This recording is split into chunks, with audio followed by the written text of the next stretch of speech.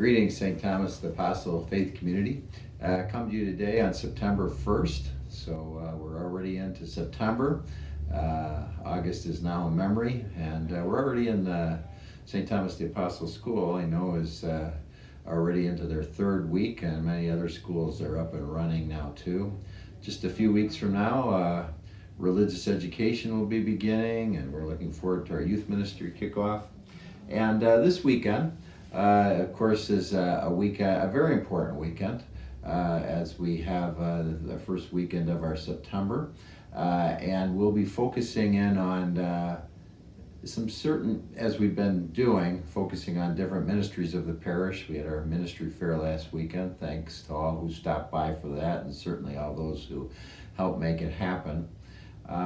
This weekend we're focusing on specific ministries that fall under the area of Christian service, Christian outreach, Christian community and fellowship. And a couple Bible passages come to mind. When I think of Christian service, I think of the passage from Matthew 25. Matthew 25, 31 to 48 is all about the judgment of the nations. And it really gets into simple things, the corporal and spiritual works of mercy, providing some food for those who are hungry, providing some drink for those who are thirsty, clothing the naked, housing the homeless, visiting the sick and imprisoned, caring for people, especially at times those who have lost loved ones or are in that grieving process. So just some of the ways, the corporal and spiritual works of mercy certainly encompass many of the ways that Jesus lived his teaching, and he calls us to do the same. He calls us to be Christian servants. The other great example, of course, is at the Last Supper, where he washes his apostles' feet, and he said, "You must do the same. I have just given you an example, but I expect you to do the same." So the final judgment has a lot to do with how we get involved in Christian service. So certainly we want to do that as a faith community, and we acknowledge and thank all that are involved this weekend, and encourage others to consider these important ministries. Then Christian community, a passage that strikes me is from the Acts of the Apostles early on, and they were all about Christian community.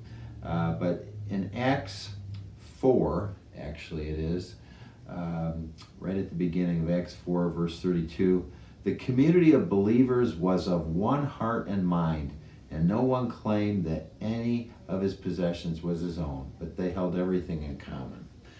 It, especially that being of one heart and one mind, and being all in together, united, so important, and especially in a time where there's so much disunity and discord, to be a united people.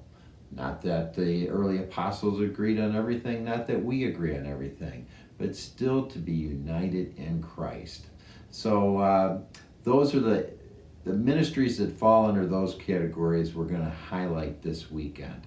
And I'd like you to consider those ministries and certainly pray for those ministries, a very important way of fulfilling our parish mission statement and the larger mission of the church. Also, when it comes to Christian community, the following weekend, the weekend of September 11th, 12th, we have our St. Thomas Fest. And I think this would be a wonderful way, a wonderful opportunity to come together as a faith community and be united and bonded by a common purpose. People who are committed to one another and committed to one another through Christ. It is the day that we honor and remember a terrible tragedy in our nation. And I think we will have a special prayer that evening for that remembrance, but I think our just coming together is a way to say, you know, what happened 20 years ago, they didn't win. They did not defeat the things that we hold so dear, and our coming together is part of the way that we show that our faith lives on, our togetherness and our sense of unity lives on. They did not defeat us, and we are united in Christ. God bless you.